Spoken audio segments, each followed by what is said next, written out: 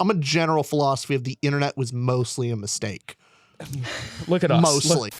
This is not what the Supreme Court wants to hear, that they like know us that well, but it really does feel like they know us. They got a profile on you. They got it do. all synced up. They know all your likes, dislikes. Richard, they're Mother's using maiden it name. to bless me. They're not using it to attack me. They're using it to find my friends. It's a gift.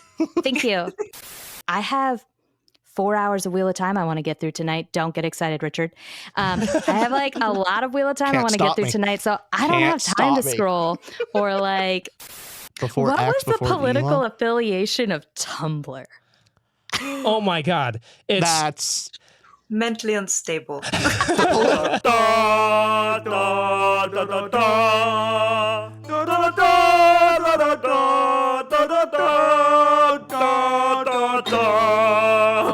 Welcome everyone to the Toot Around podcast. My name is Richard. My name is Austin. Today we're talking about the almost fantastic thing that happened. TikTok almost was gone forever. Killed. It was almost vanquished, but sadly it lives to fight another day. Everybody would have had to come to BookTube where the real book communities come. So in order to celebrate the almost banning of TikTok, we invited a bunch of TikTokers and BookTokers. Including we have Mads from Chris and Mads, we have Gina from Gina Reads, and Allie from AllieReads, all on TikTok, and Chris and Mads have a YouTube channel of their own. If you guys want to go through it in the order, I guess we just introduced there, give a quick hi to people. And Mads, you're a recurring guest. Hi again, Mads. Oh, I'm so happy to be back, and I'm so sorry, Richard, that we couldn't be here celebrating your villain origin story. But I know. We live to fight another day on TikTok, so you're just gonna have to wait 90 days. Darn. And Gina, welcome to the channel for the first time. Gina, we for those that don't know, we met each other at Dragonsteel, and so that was super cool meeting you in person. Yeah, it's very unlikely that you usually meet someone first in person and then you have a call like this. So it's really nice, actually, to switch it up a bit. Definitely. And Allie, great to finally collab with you. Welcome to the channel. So happy to be here. I've met Kristen and Gina in person, but this is my first time meeting you guys online. So it's so fun. And so people get an idea. You all have TikTok accounts. Do you want to go? You all have then the tens and hundreds of thousands, like your big BookTokers who have been in the community. Do you guys want to give how long at this point? Like in that same order, we can go. Mads, how long have you been on BookTok? Also your BookTube stuff, but BookTok. Well, on the day of the ban, Kristen and I were celebrating 2 years on TikTok. Wow. Yes, we had a little celebration post, but RIP, whatever. And Gina? Oh, I have not been here that long. I think maybe a little over a year since I joined BookTok, which it feels like longer, but in the best way possible. Yes. And Ellie? And then I think I was 2 years on January 1st because I started a BookTok because it was like my New Year's resolution to do a passion project. And that was what I picked. And then I can't not stop. So here we are. Rich and I, we've been on there since March of 2022, so like 2.5 years or something now. Nice. Coming up. Yep. We started TikTok when we started our BookTube channel. It's been one of the reasons for our growth because it helped a lot. It's a primary reason we were able to keep going. Yeah. So as much as you hate to say it, though, like we are also BookTokers. Unfortunately, yeah. Yeah, we are. We play both sides of the conflict. Yes. And also all of their links will be in the description below. How we're kind of formatting this episode, we'll have lots of rambling for you all. But I actually did some research here. I read over the 25-page document that the Supreme Court put out about the TikTok ban. And just for the audience's sake, for anybody here to kind of give us context of what happened, we're not getting political this episode, just describing what happened and then asking all these BookTokers that are here, like, what are you going to do in the future? Because as of right now, we're recording this Monday, January 20th, TikTok was banned for about 14 hours. There was a bit of confusion here. We'll explain all of this, but TikTok was officially banned, then came back. This will be being posted a Friday, so this coming week. So something could change within those 5 days, but this is the information we have now. So if you don't mind, I'll give a quick backstory of what happened here. The floor is yours. In the TikTok ban. So Supreme Court of the United States, this is a TikTok ban for the U.S. TikTok has 170 million users in the U.S. alone, over 1 billion worldwide. People know how big this is. And the specific feature of TikTok is its For You page and algorithm, which I think we can all agree. Do we all agree it's like the best algorithm? It's your guys' experience. Sorry to ad lib off this, but how was your experience with the For You page just as a user? Oh, yeah. It's infinitely better than any other platform. Yeah. Yes. Yeah, I tried YouTube Shorts for a second. I was like, oh, this is not the same. I don't know what they do, but it is like there's a reason it's the top of the shorts game and it's been there for a long time. There's also a reason I don't have it downloaded on my phone. You'd spiral. I know my weaknesses. I can't handle it. I'm not strong enough. So the parent company of TikTok is ByteDance, and this is it's a Chinese company who owns TikTok. Now, before coming to the Supreme Court of the United States, in the U.S., just being very basic for anybody that doesn't know, there's 3 branches of government: the executive, legislative, judicial branch. This didn't just go to the judicial branch, the Supreme Court right away. First, in the executive branch, in August of 2020, so we're looking at 4 or 5 years ago, President Trump issued an executive order finding that the spread in the United States of mobile applications developed and owned by companies in China continues to threaten the national security, foreign policy, and economy of the United States. So he passed an executive order called the International Emergency Economic Powers Act, the IEEPA, to prohibit certain transactions involving ByteDance. So just to show, this has been going on since 2020 where this kind of started. And just days after issuing that executive order, President Trump ordered ByteDance to divest all interests and rights in any property that is, in quotes, used to enable or support ByteDance's operation of TikTok application in the U.S., along with, in quotes, any data obtained or derived from U.S. users or U.S. TikTok users. So anyways, ByteDance filed a suit to challenge this and ended up going to the D.C. court. And throughout all this didn't actually ban TikTok. There was a bit of going back and forth, and the outcome of this is they tried to negotiate with each other. No negotiations happened, kind of fizzled. There was an issue brought up, fizzled. That's the short version of that. Anyways, in the background, while that was happening, Congress in the legislative branch ended up passing what's called the Protecting Americans from Foreign Adversary Controlled Applications Act. You call our name like Tutor Ramble long. That's some BS. That's a long name. So for the people in the back, any of you, since this is a little bit of class session, can any of you repeat that? What did I just say? What was the act called? I need an acronym that's super snappy, please. It's called the PAFACA. The Pathfinder? The Let's call it the Pathfinder Act. Yep. I like it. Yeah, I like it. Okay. So this act made it unlawful for any entity to provide certain services to, in quotes, distribute, maintain, or update, in quotes, a foreign adversary controlled application in the U.S. Now, what does this act actually cover? It means basically what the act says is, 1, if your name is ByteDance or TikTok, you can't be here. And number 2, any future company that ends up meeting these qualifications, and the qualifications they covered was if an application has over 1 million active users or monthly users and is also controlled by a foreign adversary, you also qualify, just to cover future people. But basically, they're calling out TikTok. So Red Note, maybe Red Note. That could also be one. That's why I didn't understand the move to Red. I was like, I think that would be next.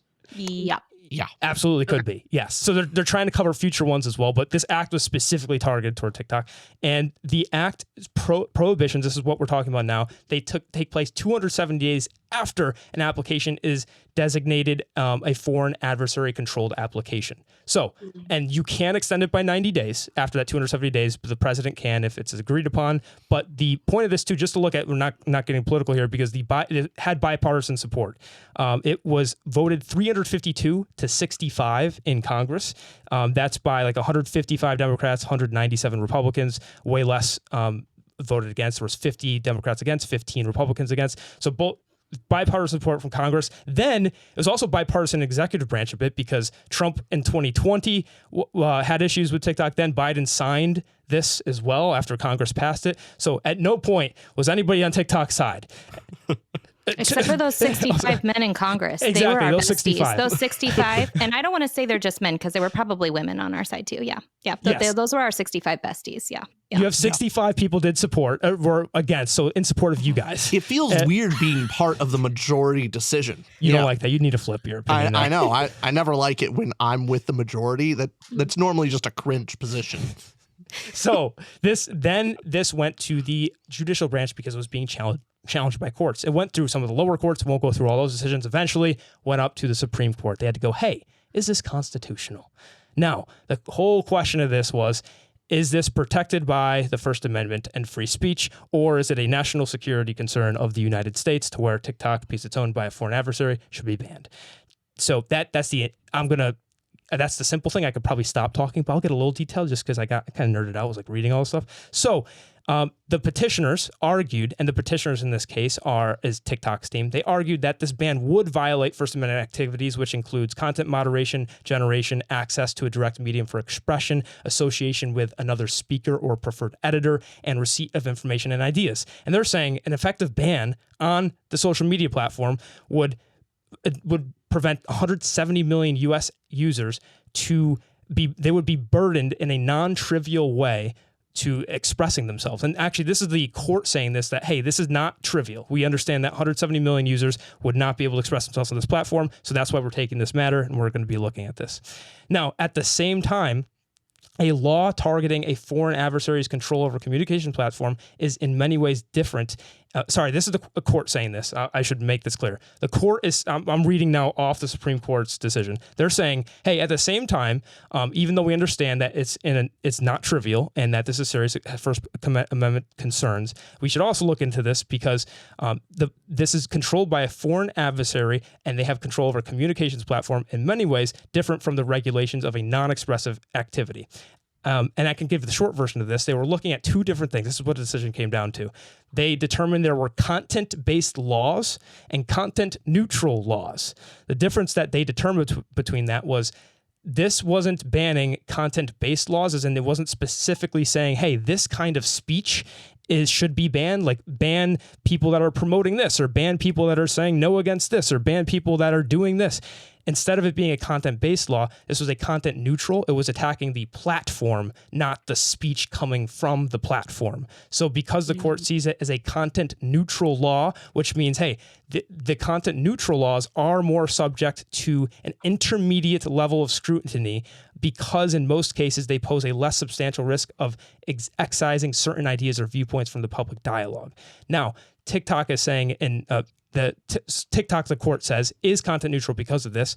And the court also says it is true that speech restrictions based on the identity of the speaker are all too often simply a means to control content. So they understand that even though if you go after a platform, that could still be a way to censor speech. So they say, but regulations that discriminate among media or among different speakers within a single medium often they present serious First Amendment concerns. So they're addressing that.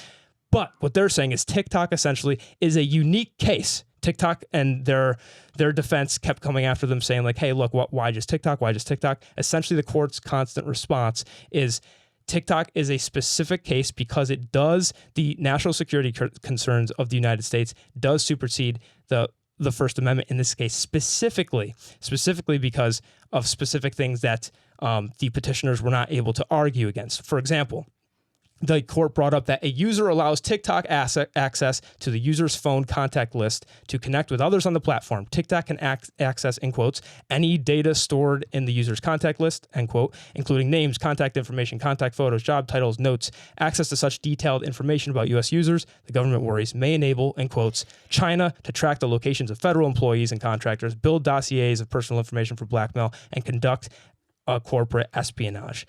Now, all this to say, we really know it's first law versus national security concern. I will stop rambling on the other 2,000 words I've written and go to the end of their conclusion, which is that there is no doubt that, the court says, for more than 170 million Americans, TikTok offers a distinctive and expansive outlet for expression, means of engagement, and source of community, but Congress has determined that divestiture is necessary to address its well-supported national security concerns regarding TikTok's data collection practices and relationship with a foreign adversary. For the foregoing reasons, we conclude that the challenge provisions do not violate petitioners' First Amendment rights. The judgment of the United States Court of Appeals for the District of Columbia Circuit is affirmed. It is so ordered.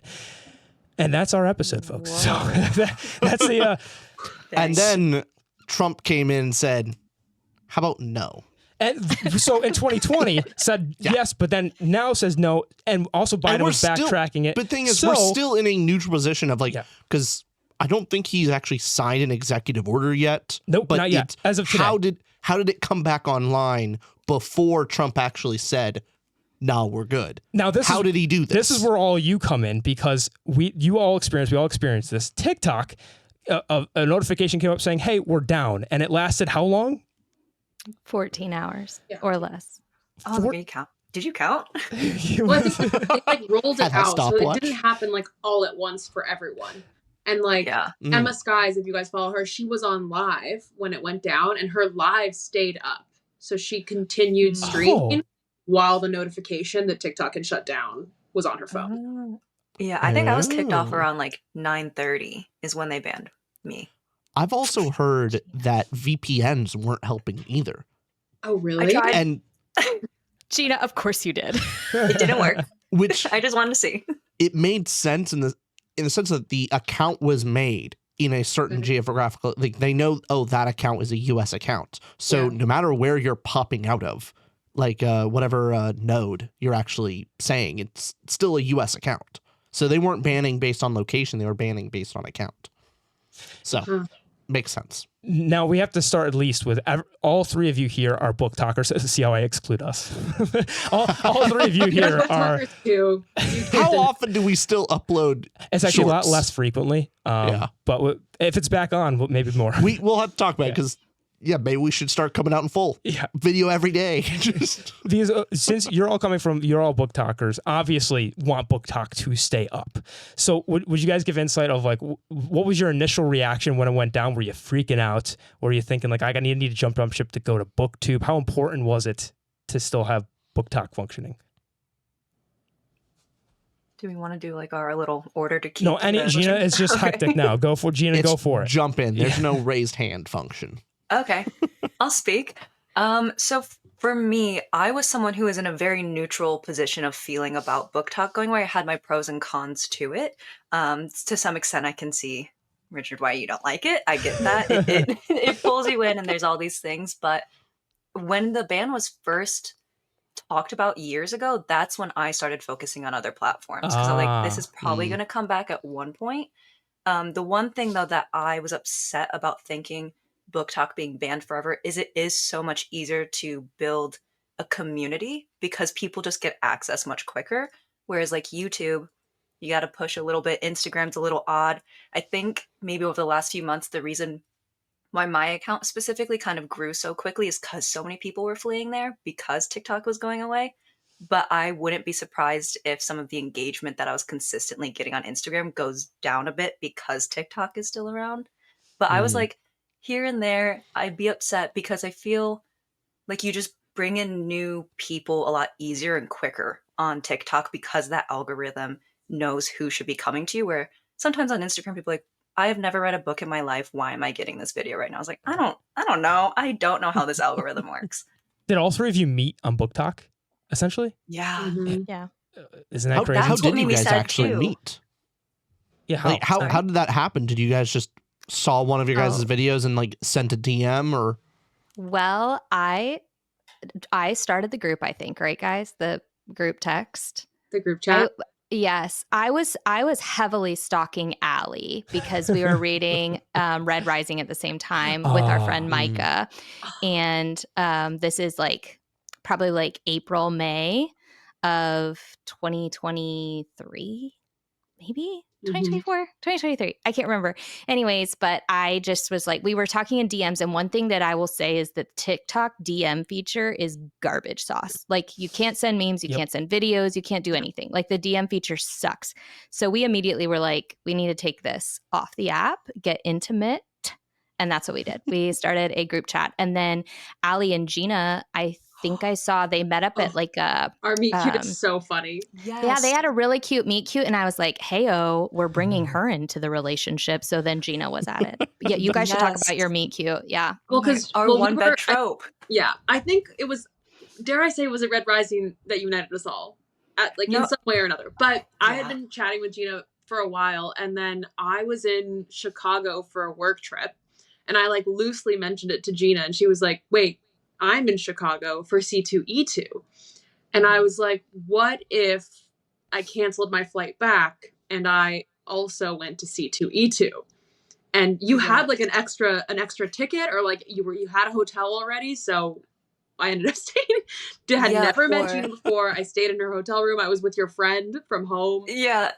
And that was our moment. C2E2, I was going because Brandon Sanderson was going, and I managed to get a ticket to his signing. And they also had the ability for you to apply as a content creator. And I'd already bought 2 tickets and I got approved. So I just had this extra one. And then when Allie was there, I was like, well, it's time to bully you. We need to meet. It's not weird. Come stay in my bed with me in this hotel in this random city. It's going to be great. And if you come, I was really bribing her. I was like, if you come, I will get you in. I will get a book signed for you by Brandon Sanderson. Cancel your flight. Come with me. And she did. And it was great. Gina is a gift giver. Like, she has a very giving heart. She will she handles all the logistics. Like, I feel like Gina has the mother heart of our group. Like, we would all be chickens with our heads cut off, except that Gina organizes everything and keeps everyone straight. It's wonderful. How large is your group? There's 5 of us. 5 well, 6 with Kristen. Yeah. Yes. Who are the other 2? Because I'm not as familiar. I saw in the video, but I didn't know their channels. Micah from Micah Mia Reads awesome. Is a TikToker. And then Margaret, she's on Instagram and TikTok. She's in Canada, so she would not get banned. She did not get banned. Got it. Ah. Okay. Yeah, she was safe. She was safe, yes. She was safe. So I guess same question for Mads or Ellie, whoever wants to jump in. Same question we asked Gina. I guess, what was your initial reaction to when it got banned? Because did you have that existential, holy crap? I mean, how much do you rely on it? Allie, you go, man. I mean, I kind of I thought we would be back. I just didn't realize how soon we would be back. I thought it'd be like a 2-week situation, and then it was obviously not that. I think my thought process was like, I guess all good things come to an end, I guess, momentarily. But then, following that thought, I was like, if I actually permanently lost access to this platform, like where would my creative outlet go? Where would my constant communication with all of these parasocial or whatnot relationships go? So I probably would eventually make a YouTube or something of that kind, because Instagram is not my favorite. I can't do the aesthetic stuff. It's a low budget situation we've got going on. So I feel like YouTube might have been better. I guess people understand that. Why is TikTok so superior in their algorithm? What is it about it that nobody wants to go to Instagram to do that or YouTube to do that? You like a single cat picture on Instagram, and your entire For You page is cats. And that's okay, but that's not what I want. Is that your thing? Yeah. Yeah. I don't know. I think that TikTok somehow in their crack cocaine algorithm is it's not that it learns what keeps your attention. It learns who keeps your attention and who you're engaging with, not just what you're watching. And it's they want you to form those relationships. And so it's even within BookTok is huge. It's so varied, but it's you end up finding and getting repeat content from people who are in your niche of your niche. So it's I'm not seeing people who are wrecking Colleen Hoover or people who are reading litfic. I would probably never have found Michael Kist, who reads history primarily, except that he has fantasy crossover, and the fantasy books, the actual titles of the books that he is reading in the fantasy genre are books that I have recently read and reviewed on Goodreads. It's it knows. And I realize I'm not this is not what the Supreme Court wants to hear, that they know us that well, but it really does feel like they know us. They got a profile on you. They got it all synced up. They know all your likes, dislikes. Richard, they're mother's using maiden it name to bless me. They're not using it to attack me. They're using it to find my friends. It's a gift. Thank you. There's one day they'll call up your mother and say hey. It'll be great. Hey, actually, mother. They'll probably call up my dad because he's been on our channel. Oh, okay. With impeccable taste. I know. He has the best. I think something too that people really like as a user on TikTok is even the small user friendliness of it. Because for the little bit that I had to be on YouTube Shorts and Reels, something as simple as the clear display, I don't get that there. And I know 2x. Allie and Maddie are where's the 2x speed? These people are speaking too slow. I need something quicker. You can't do that. So something as simple as that also just makes TikTok seem more superior as a user. I didn't understand it until I was forced to just be on the other platforms. I was like, wow, this kind of sucks. TikTok also has a superior editor just compared to Instagram or Is that YouTube. CapCut? Is that correct? And I just edit right in the app. Oh, in TikTok. Which is a hot take so fast. for a lot of a lot of people swear by CapCut, but I know I use CapCut. They banned that. That's where I drew the line. That's not back, right? That's still. I don't know. I'm scared to look. Right? I'm not going to look right now. And for those who don't know, CapCut is an editing program, and it's super easy to put subtitles in and effects. It just kind of is a built-in, very a great UI. Yeah. Yes. Yeah. And I use that just for TikToks. Like for YouTube, I use Premiere Pro, but when something's so quick on your phone, CapCut's just so simple. It's very similar, I think, to the in-app TikTok editor, though. Yes, it's very just like the barrier to entry. I feel like for making a video is so low versus Instagram. I mean, maybe it's because I'm unfamiliar with the platform, but I was like, how do I click? It's also just so intuitive. Like it's like, I don't know, the UX is just so good. Like you really can, I don't know, you can do it all in once, but you don't have to look for anything. So yeah. But I don't know if I answered your question, Austin, about how I felt about it. Yeah. But how did you feel? There's like how Kristen and I felt personally, and then there's how we felt like existentially, I guess. Yeah. I think existentially for the book community, I was very devastated, like for the community at large. Personally, I think Kristen and I are in a like phase of like TikTok feels incredibly comfortable to us and we can do it in our sleep. So it's not, we love it and we cherish it and we love our community there.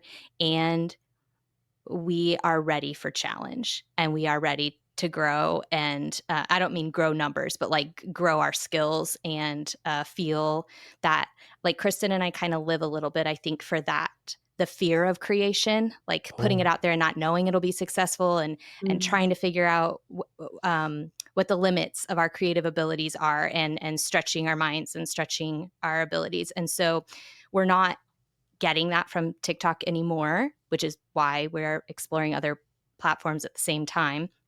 So right now I feel like TikTok feels like our baby and we want to nurture it and protect it. And we are so grateful for it. And it is a huge stream of revenue for us right now. So it makes it possible to take risks in other places. So like we love it. It does make us sad to lose it. But at the same time, I think we feel ambivalent in the sense that like if it goes, then that just forces us to keep doing the thing that we're feeling pulled to do anyway, which is like, I don't know, as creatives, we're just like always going to want to, we're always going to want to feel that little thrill of terror. It makes us feel alive. Causes creativity, right? I guess to go off that, you're saying monetarily, you and Chris, do you do this full-time, part-time I think we asked you this question last time. Kristen and I are full-time, but to just be totally transparent because we split everything 50-50, our combined platforms probably make enough for one of us to live at the like level of comfort that we Standard enjoy. Living, So we split it 50-50 and we both are part of 2-income households. So it's not like we afford both of our standards of living on what we're making currently, but it's a very lucrative side hustle and we are growing it. So that's all. Is that for Gina and Allie? How much, not numbers or anything, but is it a part-time thing? Is it a complete hobby? Is it a job? How would you define it? Allie, you can go first. For me, I feel like it's still at the hobby level because I don't monetize. I don't really do a lot of ads. Not against doing them. I just haven't done them too many. And then I have a full-time job. So have to post after work hours or else that would be bad. Same, Allie, same. I'm actually going into the office after recording. We're recording at 8 p.m. Oh gosh. Yeah, sorry. I could not imagine that. Yeah. I'm not looking forward to it. I also have the 9 to 5, but I think since expanding into, if it was just TikTok, I wouldn't have the ability to just look at it as a possibility of full time. But I think near the end of the year, some time, I might be able to start considering a move of being able to make it full time, which is Sweet. a dream. Like being able to make videos and then have more time to write would be a wonderful combination. I was just going to say too, because if you have a 9 to 5 plus doing content creation plus trying to write a book, That's a bit much. I can empathize. Yeah. And how far are you with the book? What's the update? Going well? Oh, I'm a little bit further than I was when we were in Utah, but okay, not as much just because there were so many moving around. And then with Patreon, I'm getting a little bit more ahead with that as well. So now I can start calming down, breathing. But your messages, I'm like, okay, he's doing it. I got this. Yeah, Gina and I are trying to be like, we're at the same point with our novels. So we're zoned in. Now, I asked buddy writing. Me? Yes, Austin. What are you writing? I'm writing a whimsical fantasy. It's a more YA with this character named Fitz. He's 16 and he finds out his dad lives on another planet and he's trying to figure out why his parents got divorced. And he's like, what's going on here? And so it's an adventure, a coming of age, an intergalactic. Guardians of the Galaxy meets Discworld. I was about to say, is it like a Terry Pratchett kind of vibe? Not nearly as witty or like, well, we're in this Terry Pratchett. So it's when I mean YA, that's why expectations are YA. We'll be the ones to determine that. We'll be the judge. But hey, I asked all. Exciting. Yeah. Oh, sorry. Go ahead. Oh, I was just gonna say the one thing thinking about the TikTok ban was thinking about authors who are doing self-published. That's what hurt me the most, I think, because it has offered so many of them that ability to get their book out there. I think that hit me harder. I was like, oh no. Well, it is a great way to promote. Yeah. Something you guys brought up is because of TikTok's algorithm, it's a lot easier for the right kind of people to find other people, the like-minded. So if an author, say, were trying to promote their book on YouTube, they would have to spend a lot more time to build up that audience. Yeah. They'd probably put a lot more time to production. The length has to be longer versus if they just do, like, it's just going to be easier on TikTok to actually spread the word about their book. And if they have a really cool idea for a book and it niched down, they'll find that niche rather than on YouTube where they'll niche down to basically fantasy booktube. But like, there's not too many, you can't niche down that far in YouTube. I also noticed on YouTube's algorithm, it won't necessarily show me personally on my feed other booktubers in the space. It'll show me if I watch a Wind and Truth review, it'll show me another booktuber who did a review on Wind and Truth. It won't connect me with others based on, you're in the same community sphere. It'll show, you like this topic. Yeah. Has that been the same for people? YouTube is far more based on the individual video rather than the channel.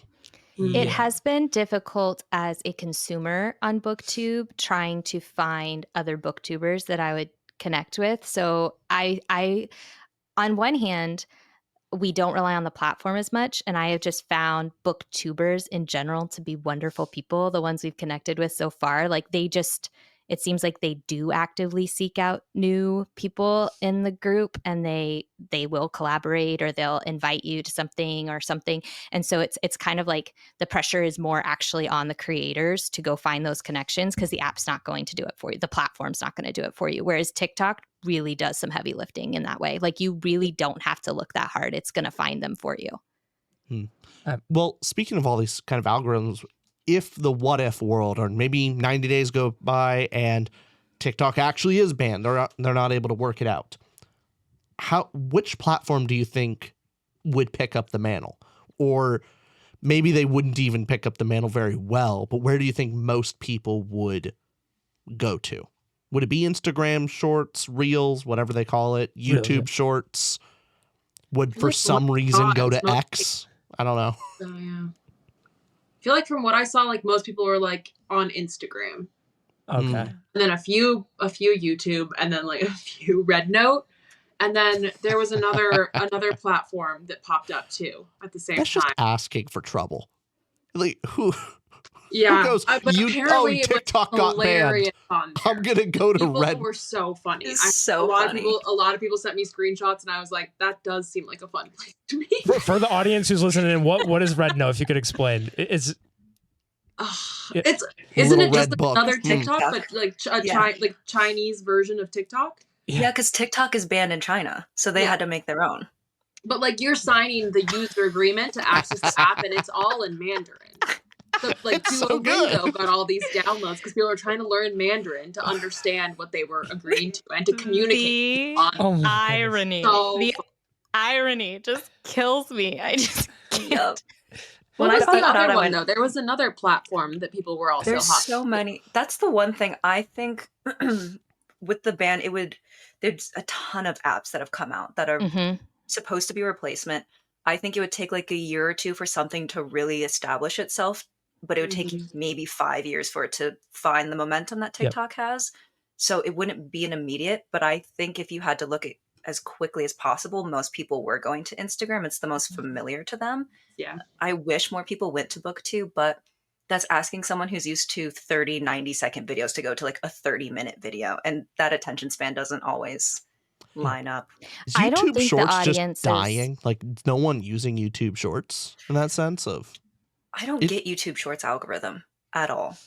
Yeah. I was on there and I was like, why am I listening to a story about someone breaking up with their girlfriend and then there's like this random animal video? I don't know what's going on in here.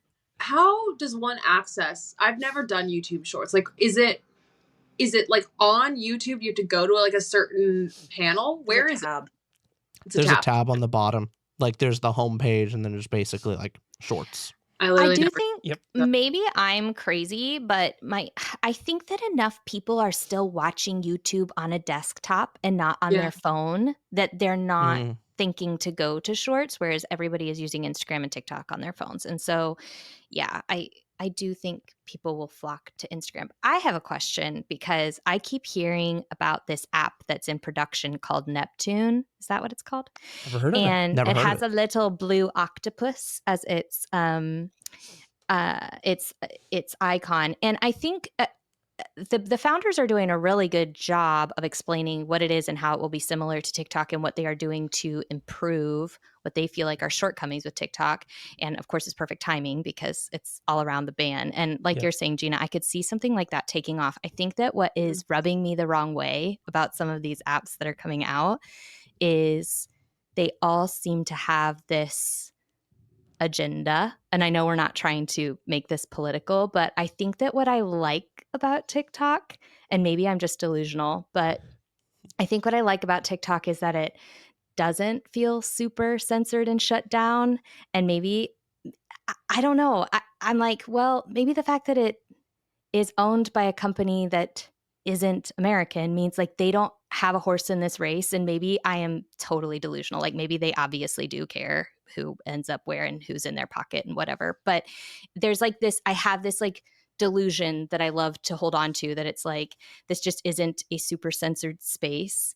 And I think what's like giving me the ick a little bit about the new platforms that are like, the founders are coming out and like talking about how their platform is going to be so whatever, and their platform's going to be this, and their platform's going to be that. It's like, obviously they're trying to promote how good it will be. And so they're like, there won't be any hate speech and it will be super accepting and this kind of behavior won't be tolerated and it'll be this. And I'm like, that sounds great. And also like, if we're really going to have the free speech conversation and we're really going to have the creative freedom conversation, like the less censorship, the better, in my opinion. But I hear what you're saying. Too political. Yeah. No, I hear what you're saying because it's whether you're left side, right side, whatever. Like throughout history, every side's censored at some point. I mean, and you can look at the different. Just use this. We can talk about it directly, but like Blue Sky versus X. You can tell like which one's going to be more. Like we know Elon, and we know on Blue Sky is like a made in opposition to X, I believe. Is that correct? You can tell by the cultural zeitgeist, like what's the losing side? The losing side is the one that's complaining about censorship. Yeah. That's kind of like if they have to leave. Like they have to leave to make their own thing. They're the losing party. And like that's what happens. And so I don't know. It's fun. It's kind of interesting because I remember the different apps of like, what was it? Like Gab, I think. Gab, what's that? It was a while ago. It was, I think Gab was basically right-wing Twitter before before what X, was before the political Elon. affiliation of Tumblr? Oh my God. That's Mentally unstable. the political ideology of Tumblr is just degenerate. That's what it Yes. is. If you're It's on there, Pure. We go back to Tumblr. It's Glee. Allie It's says she would Glee come and furries. Furries and So Glee. you would have loved That's Tumblr. it. and You you're would've a little loved it. sad. Yeah. You're a little sad on there. But was it censored? See what I'm Well, it is saying? now, I think. Oh, But it is on now. Tumblr. Well, It's also there's- easier It's to also say. fascinating. There are so many platforms out there that I think deal in the realm of their own self-censorship, because depending on the size of the platform, it just has a certain kind of community of where like other people are just not there, and so they don't have to censor it. Like I would say, like I'm trying to think of like good examples of small enough but popular that one political side or other is not on. So like 4chan. Do you think 4chan ever has to censor a liberal person? No, they never have to. Because they're will not say, there. And I so think Gina and Allie and I and the rest of our group have discussed at certain times that it does sort of feel like, I don't know if the whole platform is, but it does feel like certain communities within the platform are self-censoring, which is kind of interesting and kind of, I mean, it can be a positive or a negative, but like especially in our little niche of book talk, I would say it is, I mean, if somebody acts up, I don't want to say they get canceled, but I mean, people tell them that they messed up. Like that definitely is a thing. Canceling is like a form of, it's not censoring, but it's definitely a community led, like, what would you, not ban, what's the word I'm looking for? I mean, it's just like policing. It's just like, hey, like that's not accepted in our community. Like we're not going to do that. All societies enforce some degree of social norms through shaming. That's what it is. Yay. The shame stick. I feel like we're Now showing how we've fantasy applied- readers we are right now. It's just shame, but on the internet now, and it feels worse because it's instead of like your neighbors going like, "Hey, you've left the trash can up for like 5 days after trash pickup." Imagine instead of your direct neighbors, thousands of people are yelling at you for leaving your trash out. It's like it's that. That's why it feels worse. Right analogy. It's great. I guess when we're talking about this, then even censorship, we talked about this on an episode we had about censorship with Tom. Hey, Tom, where everybody accepts some form of censorship too. Like, would you not want beheadings on your site? Would you not want, when you're talking about a certain thing that is like 99.9% of people wouldn't want, it's not even political. It's just, I wouldn't, these kids have a chance of being on there. So having pornography on your site, is that another level of, would you want that on, especially, is it more kid oriented? Is it TikTok as a platform? So there's certain things like that also, if we talk into censorship, but again, the Supreme Court hearing on TikTok wasn't even about the certain types of It's just the platform speech on there. It was just, hey, this platform is owned by an adversary. And does someone know why it was banned in China specific? Because that, Chris and Matt, to your point of maybe it is a bit more politically neutral. The fact that it was banned in China first, and then also the US, like it kind of says like it's one of two options. I think it's either it's a tool created by the Chinese to subversively like corrupt the American youth, and they don't want that used against their own people, or it's not actually politically controlled by the Chinese, and so they banned it. I tend to think it's the latter, but that's just my opinion. The internet says presumably to shield Chinese users from politically sensitive content posted by foreign users. Yeah. So not enough censorship for them, so they went, you're done. We can't control it enough for our own people, so banned. Therefore, the American fear that they control it is a little sus. I will say, I'm so glad I read this thing. The Supreme Court did say in their hearing, they did say in the text that because there is the possibility that China could force TikTok to provide the Chinese government with users' data, because they have done that with other sites and they can do it with TikTok. That was another reasoning where they have the right to do that, or they could do that. So that was also in there. Yeah, no, that makes. I mean, China already has everything on their own people through like something like WeChat, which is just so widespread of data information. Like, it's wild. I don't think they need data mining for their own people anymore. Like, they don't need TikTok for that, but they could use it for us. Thing is too going to. Oh, sorry, Allie, did you have something there? I saw you moving. No. So another question for you. We talked a little. I kind of want to go back to the monetary thing because you all touched on that. Mad, since it seems like you are more like you're more monetarily invested in TikTok, and you saw it as a challenge of, hey, if it's banned as well, pushes us to maybe do something on BookTube more, or just challenge you guys more. When TikTok is banned, how can you share, like, how much percent would you say it's from TikTok in your, like, revenue stream? Because for us, for example, just to give you a little thing, it's like 2%, 1% of what we make. So when it was banned, it didn't monetarily affect us. So I'm just curious from your end, just where you're coming from. Sure.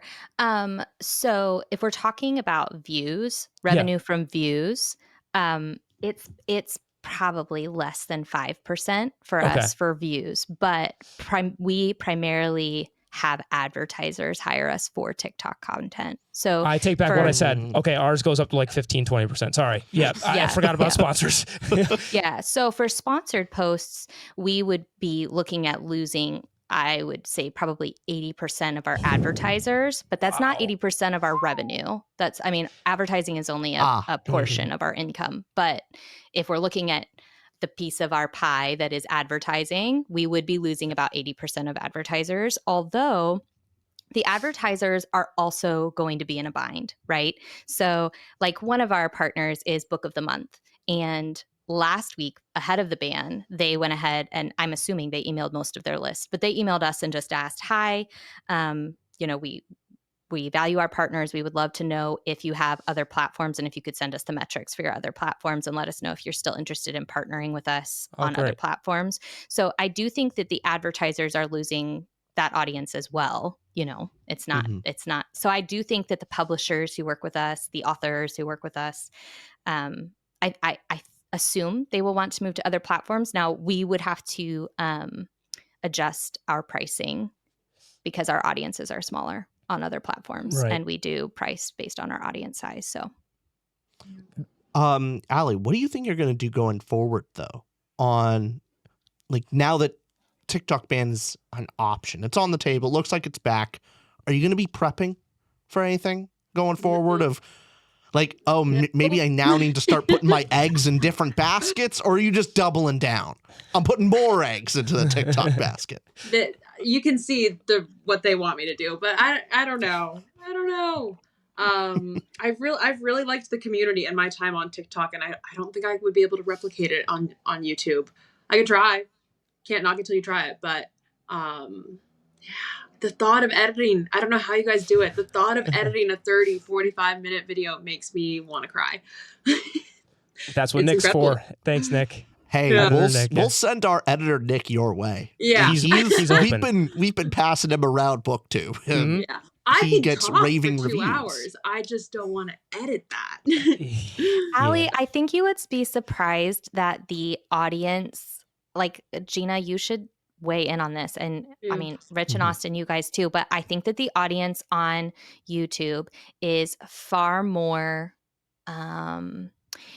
I don't even want to say they're forgiving. I think that they're consuming the content in different spaces than people who are consuming TikTok. So like, if someone's opening TikTok on the subway and they want to get through like 10 videos on their subway ride, that's very different than someone who is pulling up a YouTube video to watch like while they eat lunch or to listen to on a commute. So you might not have to edit it that hard. Like, they don't, they're in a different mind space when they are, listen to me, I sound like a fantasy reader. They're in a different thought cage when they are consuming the content. So I don't think you have to cut out like every time you say and, every time you say like. I don't know that it has to, like, they're using a different part of their brains when they're consuming content on YouTube. That's my theory. Do you guys agree? Gina, Austin, Rich? Well, I saw someone for your YouTube video that you posted, Maddie, with all of us. Someone tagged all of us and they like put it up on their like TV, and they were watching it as they were going about their day. I was like, that is not even, because I don't consume a lot of YouTube, so I was like, I wouldn't even have thought to have done that. Yeah, that is actually that's the biggest growing like device for YouTube's watch like percentage. So they show like percentage like people watch on their phone, their laptop, or whatever have you, TV is the largest growing one. More and more people are throwing it up on the TV, which is why actually podcasts are doing very, very well for YouTube specifically, is because a video podcast, if someone's like clicking through it, because the UI trying to go through a TV is difficult. And so instead of, like, if you make a 3-minute video, you're going to have to come back with your remote and like, God dang it. You click a hour-long video. It's like, great, I'll set that off while I go clean. Yeah. Right. Yeah. So, yeah, depending on the platform, you kind of have to play the algorithm. Like, you have to play the game. Because I know with TikTok, we don't play the game nearly as well as we maybe could. As all of you do, because you guys know exactly the kind of content where we are retrofitting YouTube content to kind of work with TikTok. And it doesn't work that well. It works okay. So but I feel like it makes me want to go to your YouTube and watch the full thing. It's the highlight reel. That is the point of it. Yeah, it is free advertisement on us. It is. And I guess that's all this, because we would not, I shouldn't say this because I wouldn't know in another world, but really not be that on TikTok in general if we didn't have a channel. Is that similar for you all? Because was TikTok a thing you already did, or was like, okay, I like books? And did you find BookTok through using TikTok? Or did you specifically go there to, you see what I'm saying? Yeah. No, I watched BookTok videos for like a good year. I don't know if you guys did the same before. I was I might be able to do this. And then cool. Yeah.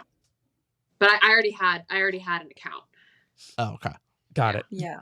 It was the same for me. I started mine though when I started really reading. Like, I didn't read when I was younger. So finding BookTok made me interested in reading, and then it made me interested in making the content as well, because I've always liked being creative and making videos, but I never had a niche that I was very passionate about. And then getting that like love for reading and then having a place where everyone talked about it, I was like, this is a good fit for me. I would like to live here. Totally. Right. Yeah. Same. I was a consumer before I was a creator, for sure. Yeah, I asked all of you your reaction to BookTok's ban. What was yours, Rich, as a BookToker?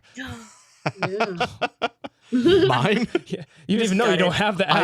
I don't have the app. You realize he does not even own TikTok. Like, all the posting and all that stuff, I'm the only one who has the app to look at comments or anything. Yeah, I don't have the app. This is like a Kristen It's Maddie fun. situation too. You know, he sends me screenshots of things. It's great. So if you ever see a TikTok and like we're commenting and replying, I've never replied on a TikTok comment. Never have. Never once. Maybe I have. Like, you handed me the phone. No, no. I remember this specifically. We were a year into our channel, and I remember you went and downloaded TikTok, and you're like, "Hey, I want to figure this out." He downloaded it for a day. Said, "Hey, you got to show me how this works." And I looked at you, and I said, "Delete it." Now, because I knew, as a friend, like not business, as a friend, I said, I don't think you can handle it. Because you were right. I genuinely didn't, because I was doing that just at the time in life we were. That is true. You know what I mean? I know. Different times now, but at the time. Oh no, at the time, YouTube Shorts was too much for me. Oh my God. And I could just imagine. No, you guys don't understand. I actually downloaded an app called like Revanced version. Basically allows you to, it's a client-side app that allows you to mess with YouTube. Basically, what I did is download it so I could remove YouTube Shorts from the YouTube app. And I disabled all of them because I wanted to get rid of it. It was too much for me. I don't want to see it on there. Okay, when you say too much, are you saying like the dopamine addiction of it is too much? Like you'll get sucked in? Okay. Yes. Oh, he's saying it as a user. Yeah. I'm better now. But I remember that time. Yeah, it was bad. I could barely get off the couch sometimes. I'm just doom scrolling. That's what like the joke part too of it. When you're saying ban TikTok, like, please save me from my enslavement, right? No, part of me like, this will be great for my mental health in some ways. Yeah, the amount of times I clicked it knowing it was banned because my muscle memories just open it. I was like, this is an issue. Maybe you should take it away from me for a little bit. Yeah. Now you guys see what I'm saying. Honestly. Interesting. You know, I will say, I think that being a creator saves me a little bit from being an addicted consumer. And I don't know if it's just a different shitty part of my mental health, but I just like, I really do thrive on doing in my life. So TikTok is competing with my books, and it's like, I'm just like, I have 4 hours of Wheel of Time I want to get through tonight. Don't get excited, Richard. I have like a lot of Wheel of Time I want to get through tonight. So I don't have time to scroll, or like I'm recording with you guys, or I'm editing something for this, or I'm responding to our Patreon family that we love so much, and I'm engaging with them. And so there really isn't a lot of time in my day to consume, which is another reason why I love that TikTok has like aggregated this perfect little community for me, so that I can like literally just pay attention to like the 10 to 12 people I really care about in a day. And they've posted, I've commented, I closed the app. Like there's too much else in my life that I'm addicted to. So I don't know. In some ways, it's like, it is hard sometimes for me to like keep up on like watching you guys' content. Like I want to, and it's like, also there's a lot of books to read. You know what I'm saying? Also, our videos are real long. They're long. And also, I got to say, it looks like Allie from her reaction could not disagree more with her personal experience. I'm just saying, Allie sitting there like, I think I doom scroll. You were saying right before we started recording, you doom scroll like 6 hours just to get your TikTok back. And I doom scrolled when it was going away. I was like, I gotta get your fix. Every ounce of all the edits. I cannot lose my edits. But I will say, I agree with Maddie. Like creating content feels like such a different screen time than like mindlessly scrolling on the FYP. I feel like I don't really use my FYP much. I'm mostly looking at like what my friends have been posting, and also that's like inspirational content. So it almost feels productive, even though I don't even think about it that way. But it's not like I'm looking at a bunch of, I don't know, random things that don't concern the platform that I'm creating on. It does give me a thought of, I've seen some stuff on the science behind like doom scrolling and like the algorithm. It's not, there's actually a negative aspect to showing people everything they want. And that there's actually kind of how they keep you on for longer is they show you something, like the first thing you see is something you actually would like. Right. And then something a little less interesting. Like and then right before you actually click off, you get another really interesting It's a one. Slot machine. Yeah, it's exactly. Give you the win every once in a while. Yeah. And so it sounds like, Maddie, you're having a different actually experience with it, where you're only getting good stuff. And so like the high, and then you're like, oh, I'm good. And I'm done. And so I can click off. Mm-hmm. So I'm wondering, maybe the algorithm is just so good that you actually don't need to I've trained it well. No, I think what it is like, what a problem to have. I'm so grateful. I just think there's so much in life for me right now to be excited about, and that I want to do in a day, that like, if I have like a issue, it's just like there's not enough hours in the day to like talk to all the people I'm interested in and read all the books I want to read and like consume the really cool quality content that people are producing. Like I will never absorb all of the good stuff out there. So yeah, it's a totally different issue for me. But I did have a question for you guys and it's totally slipped now. Damn it. When it comes back, interrupt me. Just completely interrupt, because I was going to say that started this episode going why TikTok's getting banned, that there's a national security issue. That's why it was banned for the 14 hours. But most of the people and just most of the talk around like why people would like it being banned versus not liking it, all kind of comes down to the doom scrolling, or as a platform, the bad qualities TikTok has on it as a name. Obviously, we're all here BookTokers. I also think of all the communities online, people that are nerding over books, even people who don't like TikTok and are like, hey, doom scrolling, all that. Oh, you're reading books. It's generally seen as a positive thing. So we have that. I don't know. I've seen quite a few YouTube videos talking about like book talk is like the death of reading. Of like, we're reading for aesthetics. We're not actually reading any of the books. Yeah, I remember seeing all those. Which, gotta say, actually meeting BookTokers helps dispel that opinion. But, I mean, yeah. But I guess everybody also, as you can tell, I also care a lot about aesthetics, kind of. A little bit. I like the books. I like them pretty. Yeah. Well, also probably like 25% of them still haven't read because meaning to read them. But definitely. YouTubers might be the problem. Oh, I know we are. Oh, we definitely are. No one should watch YouTube. Everyone should go touch grass. But the thing is, too, the things you can say about TikTok can just be said about the internet. People are talking about that. So, yeah, my problems are not with TikTok or YouTube. It's the internet in general. I'm a general philosophy of the internet was mostly a mistake. Look at us. Mostly. Look where we are. I'm still here, but you know. Did you think of it, Mads? We gave you some time to contemplate. It was in that vein. It's just like that. Like as consumers, do we think?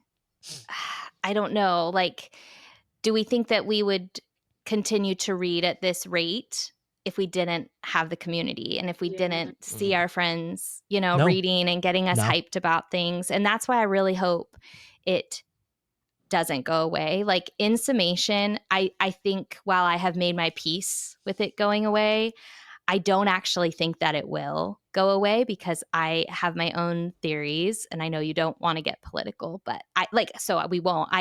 I just do think this is financially driven. I don't think it's security driven. And so I do think that if ByteDance can be lured financially and we can get our stakes in it, then I think it's going to continue. I think that my fear is that if that happens, that somehow the algorithm will change, and then I don't know, if it will continue to be the place that it is. But I guess I don't want it to go away, and even though I'm at peace with it going away, and I don't think it will. But I just hope that I hope that if it stays around, it's still the same thing in essence. Okay. But what do you guys all think? I don't know. Do you guys really think? Like, I think in 90 days there will be a deal. I think money will change hands and it will still be here. Gina, Allie, thoughts? Do you think it's staying? I've always thought it was going to stay. I think it's staying. Yeah. But yeah, the question of if it were to leave, how would that change? Like, not even just how we read, but like the bookish industry, because so much of advertising is done through influencer work. And like, I have friends in publishing that they're like, we would lose some of our jobs without this. Barnes & Noble has a table called BookTok. The BookTok table, yeah. Like every Barnes & Noble I've seen has that, yeah. Mm-hmm.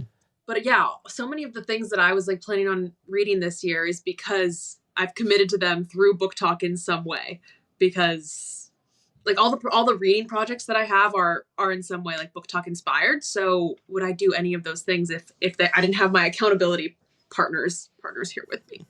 Who knows? Yeah. I can't speak for maybe. Please give examples on TikTok and BookTok. For BookTube, the Sun Eater series would not be here without BookTube. You can Definitely. actually Christopher Rocchio directly attributed Mike's book reviews for pushing his book out there to like he was not getting enough sales, and he dedicates one of his books or just gives an attribution and say, "Hey, Mike, thank you for like making this still a thing. This probably wouldn't have continued without you." That's amazing. That's BookTube side. Do you guys know any books specifically that TikTok either just made so popular or? Please give examples. I swear Maddie has single-handedly made certain books and authors go viral. Like Artificial Wisdom. Artificial Wisdom, and like your kind of collaboration with the author, Thomas Weaver. Great video, by the way. Great video. Yeah.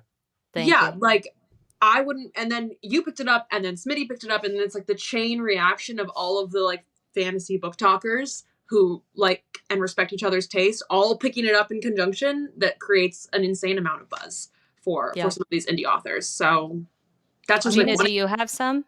Well, it's going to be a pipeline of this year. We have a lot of fan fiction authors becoming traditionally published because of sites like BookTok. They're getting that recognition because like something like Manacled, it come in waves every year, but because BookTok was so big last year, it really made it into the BookTok space. And I would say that those three authors definitely had easier time getting into the publishing industry because they had this community that was coming with them. And so I would say, like, without Book Talk, I don't know if we would be seeing those authors this year on the shelves with their books. So, but yeah, it seems like social media and Book Talk itself has taken a lot of power and influence that the publishing industry itself has, and that maybe the industry, the people who would be cheering for Book Talk's downfall would be the publishers themselves. Though maybe they're making money on the back and they don't care whether, here's where they're I now think in a beneficial point. So here's where I think you might be wrong, Rich, but I totally see that angle. But I think specifically with the special editions, everything's coming out at Barnes & Noble special edition, and they're so visual right now. I think that is 100% because people are sharing them visually on social media. So maybe they resent us, but they're definitely playing our game. They're like, oh, this is going to show up in people's videos, and we want our books to be the ones that people are like, oh, what's that in the background? Because it's sprayed edges, or like people want to talk about the pretty books. Yeah. So they win either way. They lost they lost influence, but now they're getting paid on the other side. And they make their own influencer lists, and it's not always easy to get on them. Yeah. So I mean, there are definitely publishers who are pickier and choosier with their influencer lists than others. I do think that indie publishing, for sure, has been successful because of because of social media. Like I'm thinking like ML Wong, I'm thinking Olivia Blake. Like there are people who are now bestsellers who are like literally couldn't even get an agent with their original works, and now those books are bestsellers. So Michael R. Miller also did fantastic with ML Wong. Yep. So, and Austin, I guess like a question for that would be, as a writer, would you feel so comfortable self-publishing if you didn't have the social media behind you to be able to promote it? Or would you go the traditional publish route with query? So the TikTok, no, because since we're more BookTube, it wouldn't, the TikTok, I wasn't like freaking out because of that. But social media in general. Social media in general. All that went away. No, social media in general, it feels way better having a platform and being able to have the option to self-publish. I would want to traditionally publish. So the goal is try. If I fail that, still self-publish, and have the opportunity, because have a channel and everything, because if I write the book, I want it to get out there somehow. And so it's good to have that as a fallback, but also not good to have that as a fallback, because sometimes if you don't have that social media fallback of like, hey, people are going to read it, it could push you to make sure the quality is there. Not to say self-publishing isn't quality, because Sword Kaigen's my favorite book of all time, like up there, and it's a self-published book. I just mean, comedians, for example, the way comedians make it big is you go through trial and error, and you're like, you fail so many times going up and trying to stand up bit. You know what it's like to be in a room and people not to laugh at your joke, and you keep going until you finally get it and you work the crowd. Self-published authors, which can be phenomenal books, some of my favorites, it could make you lazy. And so the hope is that I'm not lazy enough to go, oh, since I have an audience, I'll just write schlop and then get it out there. So if you go in with the right intentions, obviously, so a lot of caveats I'm trying to weave in there, but it can be bad because you think you have a safety net, but the great about it is that you can get your work out there. So well, I think there's a difference between the self-publish barrier, where because there is no barrier to publishing in that sense, like you can release whatever, there's no quality control, and that's kind of the risk. I think you're hitting on very specific book YouTubers releasing a book. Like you already have a built-in audience from something else, and so you releasing a book, whether or not it's good or not, you're going to have some degree of audience. And that is very different from your author that's just Emma starting Wong, for example, because it's not like she had social media that made this book. She made a book and it got big through it being a good book and social media spreading it. There's so many books we don't hear about because they don't have. No, she does not have a TikTok. I was about to say, it just got popular. On social media. Yeah. Because that we have a lot of survivorship bias with books, obviously, because there's how many we don't hear about just because they're not so think of that. If you're not a creator, for example, and I was going to bring up an example. I will not. If you're not a creator, I think I know what you're talking about. No, yeah, but if you're not a creator and you publish the book, you wouldn't have even gotten the bad reviews to begin with. But let's say you write a book and you're a creator, people are going to read it. You can get a lot of bad reviews, but make some money off of it, and if whatever your goal is. So a lot of that. So Gina, question back to you then. What do you think? Because how much did you consider your platform and that you have that self-publishing option when you write your book? Yeah, everything you said, I agree with, where it could be a little bit that laziness. It's like, I know someone maybe will at least read it. I've always known, like, well, my dad will read it, but he's not going to tell me the truth about it. Yeah. I think how I view it is social media in general for self-publish, it gives them less of a fear because they don't have to throw a bunch of money. They can throw themselves into these videos and like make that without having to do this. And for me, the reason I like that is if I were to not be able to get something traditionally published, I can self-publish and know it's not going to cost me thousands to market it.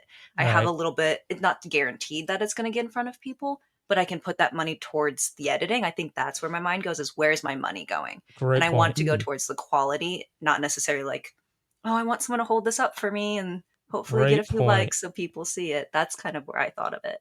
Every indie author we've talked to, we have these collabs on here. We do a indie author roundtable. Always says how much they dislike talking about the marketing of it too. That Michael R. Miller makes a great point of most of the panels he gets invited to is, how to market your book.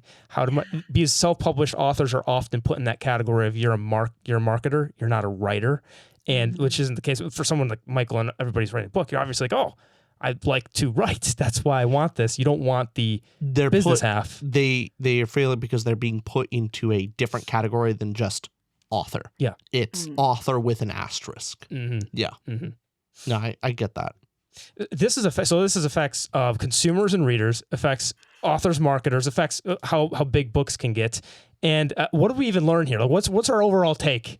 And Allie, I'm going to start with you because when I throw it at you, you're always like fumbling and you're like, whoa, me, and then you go up. So you have to answer first, and then we'll go through.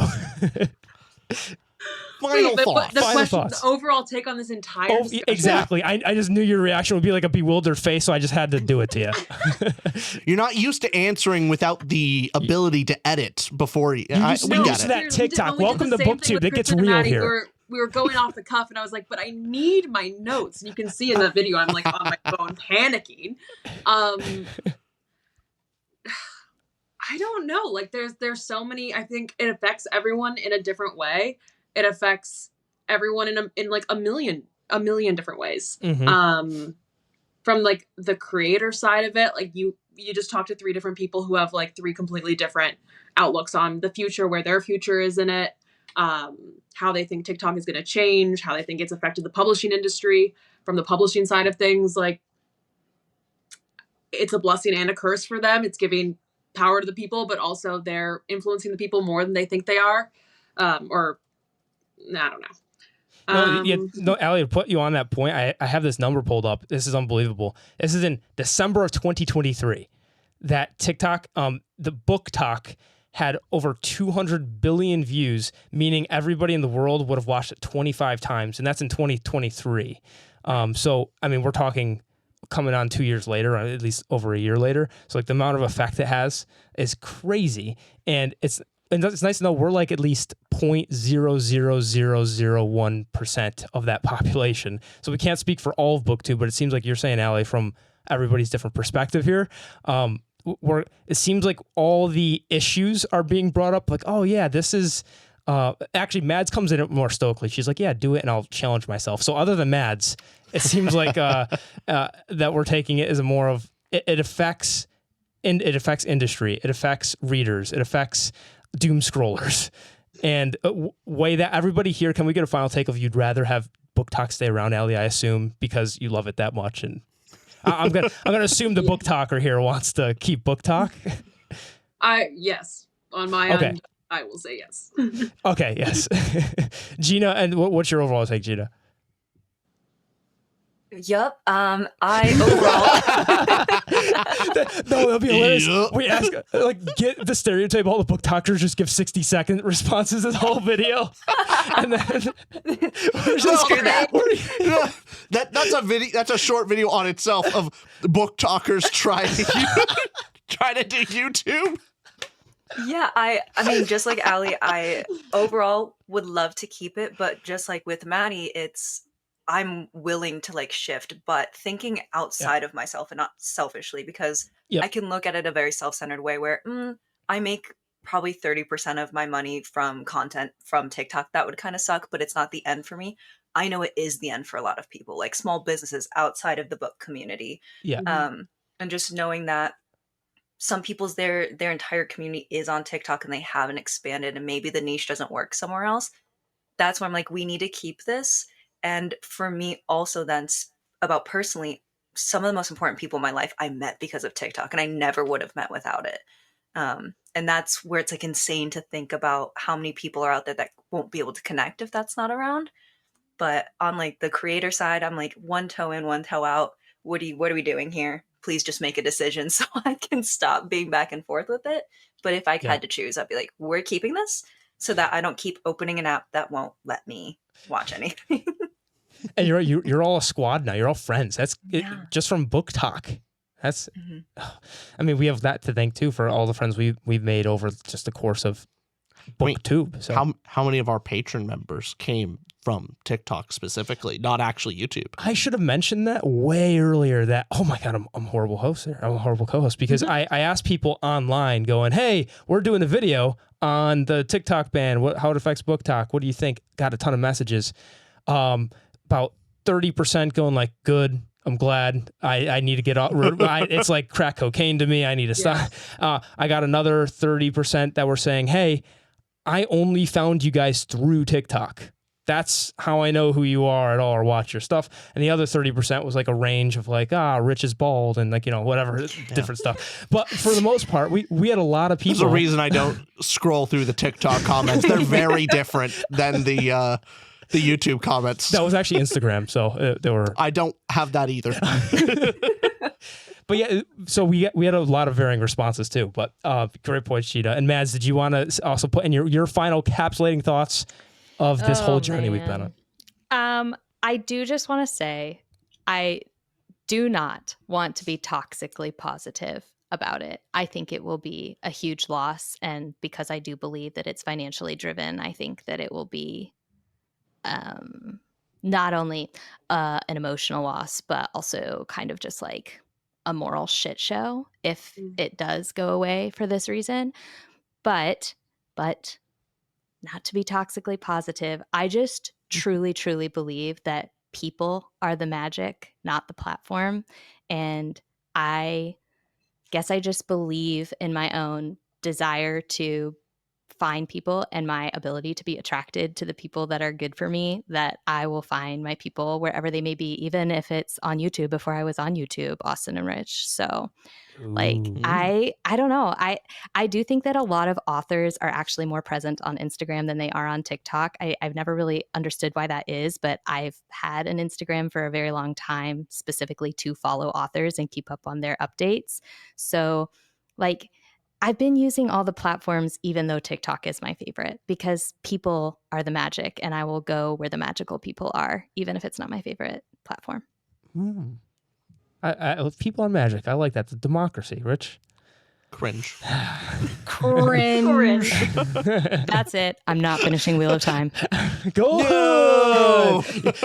I don't know if you saw Mads, but that was the best comedic timing I've seen in a long time, where you said you were going and it's like, don't get excited, Rich. And Rich already had his finger up when you said that. Like, I don't know if you saw that live, but Nick, when you're editing, you'll see it. You'll see it. People that were watching could see your finger go up, and she said, Rich, nope. And then you put your finger back down. It was beautiful. But in conclusion, we have AllieReads, ALLIE reads. You can help readers can spell reads. Find her on TikTok. Gina. Now, here's the thing. Gina's name is Gina, but Gina Reads, you can see here, it's GEENAH reads. And we have Chris and Mads. Now, on TikTok, it's a little different. It's Chris.Mads. Mads, right? But on Chris YouTube, it's and Mads. But literally, just search Chris and Mads. You'll find us. They're them. You'll find them, right? So I guess we were hoping Smitty could jump in, but it looks like now I got an email from just now saying like, oh, I don't think he'll answer though. I was trying to get a last minute appearance. Darn. From Smitty. But Rich, what are your final thoughts? The CCP wins again. Well, do they? 90 days? No, I guess not. Who knows? We'll find out. TikTok lives to fight another day. And I'll be honest, as much as I joke, I really am just kind of on the fence of like, it probably should still exist and I'm happy for all of it. And it's more of a personal thing of like, I don't like TikTok. So I'm like, yeah, ban it. Yeah. Mm-hmm. But I understand that I am not the only person on this earth. Sometimes I forget that. Same. So fair. Well, that was another Tutor Ramble episode. Check out, as always, we have our book club in the top description. We'll actually right below all their links. We'll put it below this time. I guess we'll prioritize them.